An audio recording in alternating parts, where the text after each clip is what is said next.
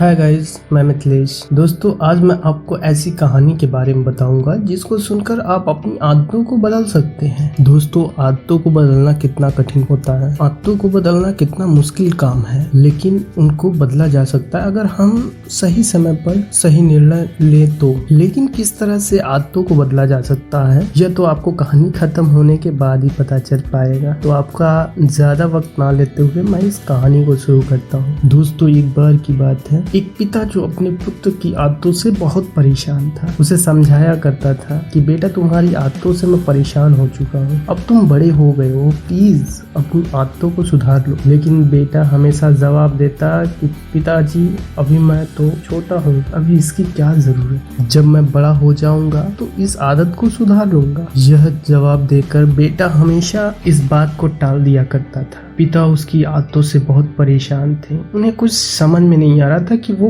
क्या करें कि उनके बेटे की आदत सुधर जाए। तभी उनको पता चला कि गांव में एक विख्यात महात्मा आए हुए हैं। तो पिता उनके पास चले जाते हैं और जाकर महात्मा को ये सारी बातें बताई कि कैसे वे अपने पुत्र की आदतों से परेशान हैं और चिंतित हैं कि वो आगे चलकर कहीं बुरी संगत में न फंस जाए। यह सब सुनकर महात्मा उनसे कहते हैं कि आप मुझे कल शाम को मिलिए बगीचे में और साथ में अपने पुत्र को भी लेकर आइए। उस आदमी ने ऐसा ही किया। जब शाम को बगीचे में पुत्र के साथ पिता आए तो पुत्र ने महात्मा जी को नमन किया और महात्मा जी ने कहा, आओ बालक, मेरे साथ चलो। चलते चलते एक छोटा सा पौधा महात्मा जी को दिखाई दिया। तो उन्होंने बालक से कहा कि बेटे, तुम इस पौधे को उखाड़ सकते हो क्या? तो बच्चे ने जवाब दिया, बिल्कुल, इसमें कौन सी बड़ी बात। बालक ने फटाफट पौधे को उखाड़ दिया। इसके साथ ही महात्मा जी और आगे बढ़े। अब की बार पौधा थोड़ा बड़ा था, लेकिन महात्मा जी ने फिर से कहा कि बेटे, क्या तुम इस पौधे को उखाड़ सकते हो?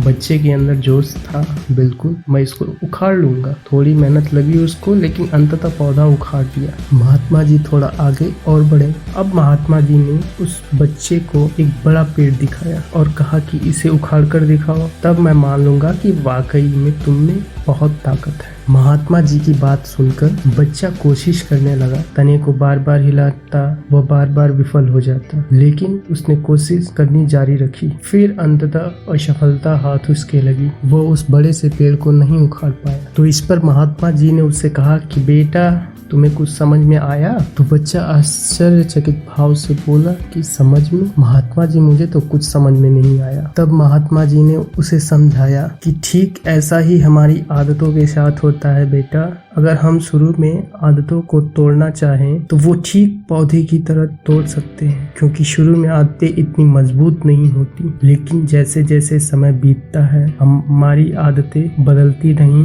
आदतें एक विशाल वृक्ष की ताकत के बराबर हो जाती हैं, जिनको उखाड़ पाना हमारे लिए बहुत ही मुश्किल काम है। हालांकि नामुमकिन नहीं है, लेकिन मुश्किल बहुत है। तो यह निर्णय आपको करना होगा कि आप आदतों को कितना जल्दी से जल्दी हो सके उखाड़ फेंकिए अपनी जिंदगी से, जब तक कि वो बड़े पेड़ का रूप न ले ले।